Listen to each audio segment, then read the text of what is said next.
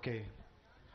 ఆంధ్రుల ఆశజ్యోతి deputy CM Pawan Kalyan గారు, అలాగే గిరిజనుల పాలిట దైవంలా కనిపిస్తున్నటువంటి రాష్ట్ర డిప్యూటీ సీఎం పవన్ కళ్యాణ్ గారికి ప్రత్యేకంగా ధన్యవాదాలు తెలియజేసుకుంటూ, నా పేరు ఒంటూపు సుమన్ అండి.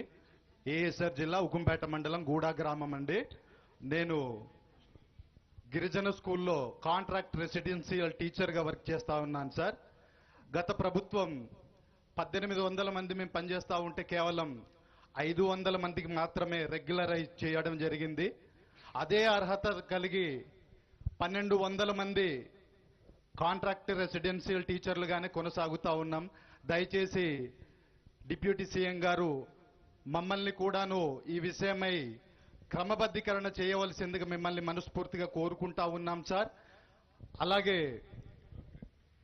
మా గిరిజనులకు గుండెకాయ అయినటువంటి GO number 3 sir, GO number 3ని దయచేసి లాస్ట్ టైం సీఎం గారు మాట ఇవ్వడం జరిగింది.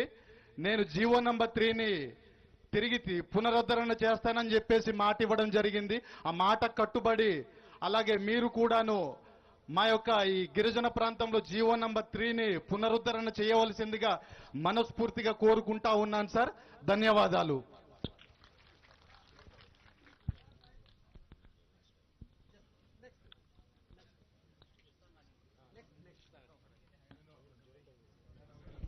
పోయిన గవర్నమెంట్లో పట్టుకొచ్చారా? పోయిన గవర్నమెంట్లో పట్టుకొచ్చారా? అది కాదు జీవో నెంబర్ 3 అనేది ఇప్పుడు ఏ ఇయర్లో పట్టుకొచ్చారు? 2000లో తీసుకొచ్చారు సార్ చంద్రబాబు నాయుడు గారు గిరిజనులను ఉద్దేశించి. కరోనా టైంలో దాన్ని సుప్రీంకోర్టు కొట్టివేయడం జరిగింది సార్. లీలా ప్రసాద్ కోర్టులో వేసిన తర్వాత. Geo number 3, sir, is a geo given about 25 years back, reserving 100% seats in the tribal areas for local tribals. Sir మొన్న 2025 డిఎస్సిలో కూడా sorry. So, it is against the law of reservation at Tuesday, wherein you can reserve only SCs again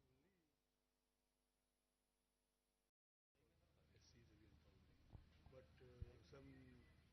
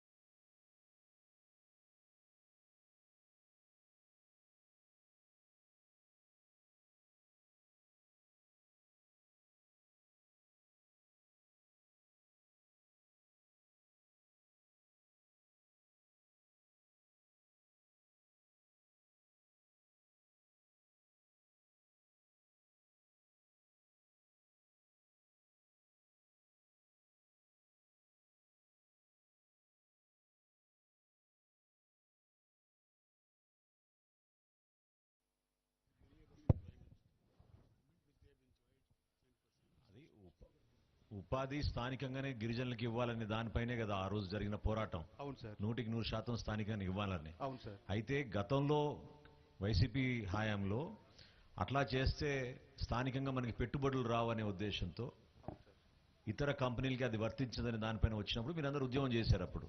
అవును sir. అవునా? అవును sir. Okay. దాని గురించి చెప్పారు principal secretary గారు, ఇప్పుడు చెప్పారు డిప్యూటీ సీఎం గారికి. తప్పకుండా ఒకసారి పరిశీలిస్తారమ్మా. Thank you sir.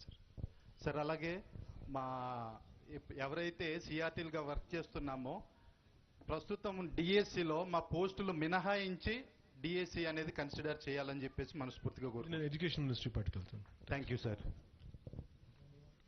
మీరు చెప్పండి. సార్ నమస్కారం సార్. వాళ్ళ ఫోటో కింద పెట్టండి. వాళ్ళ అవసరం. సార్ నమస్కారం సార్. నా పేరు పాంగిచంటి దావీదు. మాది ఇక్కడే సార్, ఈ ఊరే.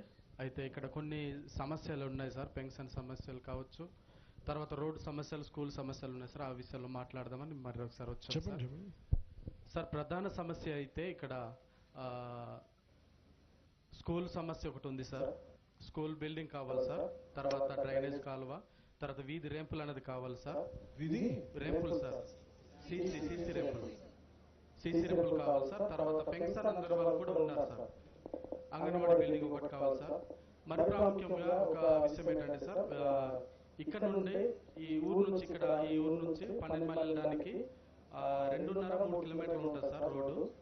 అయితే అక్కడ రోడ్డు గ్రావిటీ రోడ్డు ముందు గత ప్రభుత్వం ఉన్నప్పుడు తవ్వించారు, కానీ అక్కడ చిన్న అడ్డానికి తగ్గుతుంది సార్. మాకు ఏంటంటే ఫారెస్ట్ డిపార్ట్మెంట్ వాళ్ళు మాకు క్లియరెన్స్ ఇవ్వట్లేదు సార్, కాఫీ తోటల వాళ్ళు మాకు ఇవ్వట్లేదు.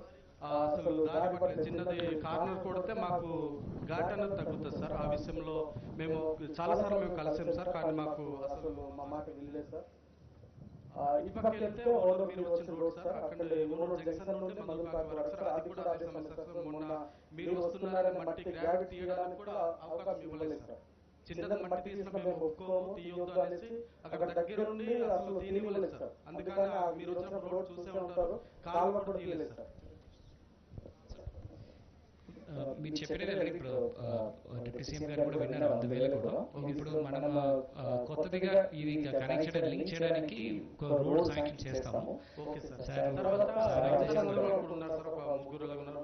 సో దాంట్లో మీరు ఈ ఫారెస్ట్ అబ్జెక్షన్స్ గురించి చెప్పారు. ఇది మనకి ఆర్ఓఫర్ అనుకున్న ఆర్ఓఫర్ అడవి హక్కులు చట్టం కింద 1 హెక్టేర్ వరకు మనం పర్మిషన్ ఇవ్వచ్చు. కలెక్టర్ పర్మిషన్ ఇది పాస్ ఇచ్చారు, మనం ఇస్తాం.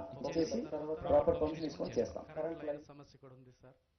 చిన్నది స్తంభాలు ట్రాన్స్ఫార్మర్ మీరు వచ్చినప్పుడు దారిలో మీరు చూస్తూ ఉంటారు, అది వర్షం వస్తే పడిపోయే అవకాశం ఉంది సార్, వాలిపోయి ఉంది. తర్వాత ఇక్కడ ఇంటి పక్కన ఒక స్తంభం వాలిపోయింది సార్, ఆ 2 స్తంభాలు మార్చాలి సార్. కరెక్ట్ ఇంటి పైన నుంచే లైన్ ఉంది సార్, అది అవన్నీ కరెక్షన్ చేయండి సార్. తర్వాత పెన్షన్ అందరి వాళ్ళు కూడా ఉన్నారు సార్. డేటా ఏముందో మీరు కన్సర్న్ సార్ ఇంకొకటి సార్, ఒక నిమిషం, మీకు ఎవరైతే ఉందో పంచాయత్ సెక్రటరీకి పంపించండి. అలాగే సార్. తర్వాత ఇంకొకటి సార్, ఒక మాట చెప్పి నేను సెలవు తీసుకుంటాను. మా గ్రామం ఫారెస్ట్ గ్రామంగానే ఎప్పటి నుంచి ఉంది సార్. అయితే మాకు ఈ గ్రామాన్ని రెవెన్యూ గ్రామంగా మార్చాలనేసి మేము అనుకుంటున్నాం సార్. మా గ్రామం తరఫున మేము మీకు ఫుల్ ఫ్యాన్స్ సార్, ఎందుకంటే మీరు రెవెన్యూ గ్రామంగా మారుస్తారనేసి మేము అనుకుంటున్నాం సార్. అలాంటివి మా పంచాయతీలో చాలా గ్రామాలు ఉన్నాయి సార్, సుమారుగా 11 గ్రామాలు ఉన్నాయి సార్. ఆ గ్రామాలు కూడా మీ పీటీస్ గ్రామాలే sir.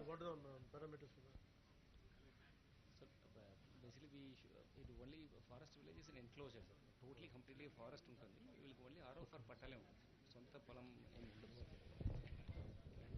wherever there is a private land holding we can declare as a revenue forest land, completely forest sir. Ration విషయంలో పీటీస్ కేస్ అదే మా కేసు సార్, పీటీస్ సార్ మేము. అయితే పీటీజులో అందరికి 35 కేజీలు రైస్ వస్తుంది సార్, కొన్ని కుటుంబాలకి రావట్లేదు సార్, 35 కేజీలు రావట్లేదు. అలాంటివి కూడా కొద్దిగా చూడండి సార్. తర్వాత ఇలాంటి సమస్యలు ఉన్న పీటీఎస్ గ్రామాలు ఎన్నో ఉన్నాయి సార్, అవి కూడా మీరు ఈ అల్లూరు జిల్లాకు సంబంధించి పరీక్షించి చూస్తారని అనుకుంటున్నాను. రేషన్ రైస్ విషయంలో మన పీవీటీజీ గ్రామాల్లో ఉన్న మన వాళ్ళందరికీ కూడా 35 కిలోల బియ్యం ఖచ్చితంగా ఇచ్చేస్తాం, 100% ఇస్తాం. ఎవరికి ఇబ్బంది లేదు. మన కూటమి ప్రభుత్వం వచ్చిన తర్వాత 5 కిలోల సిలిండర్ ని కూడా 14 కిలోల సిలిండర్ గా మార్చాం. మాకైతే ఫ్రీ గ్యాస్ కూడా ఇచ్చారు. Very good. సో కూటమి ప్రభుత్వం వచ్చిన తర్వాత మాకు ఫ్రీ గ్యాస్ వచ్చింది సార్. తర్వాత మీరు మా దగ్గర రావడం అనేది చాలా సంతోషం. ఇప్పుడు దాకా ఎమ్మెల్యే కూడా మా ఊరిని విజిట్ చేసినట్టు లేదు సార్, ఎవ్వరు రాలేదు ఇంతవరకు. ఎమ్మెల్యేలు అయితే మేము పక్క నుండి వెళ్ళి అడిగినప్పుడు నందిగర గ్రామం ఎక్కడుందని కూడా వాళ్ళకి తెలియదు సార్. ఓట్లు అడగడానికి వచ్చారా? ఓట్లు అడగడానికి అయితే వచ్చారు కానీ సార్, మేము సమస్యను తీసుకెళ్లి పరిష్కరించడానికి చెప్తేనేమో ఓట్లు అడగడానికి వచ్చారా? వచ్చారు సార్, ఓట్లకి అయితే వచ్చారు కానీ సమస్య తీసుకెళ్తేనేమో మీ ఊరు ఎక్కడుందో తెలియదు అన్నారు సార్. మీరు రావడం చాలా సంతోషం సార్, మేము మీకు చాలా పెద్ద అభిమానం సార్. చాలా థ్యాంక్స్ సార్ మీరు రావడం. మీరు మాట్లాడతారమ్మా?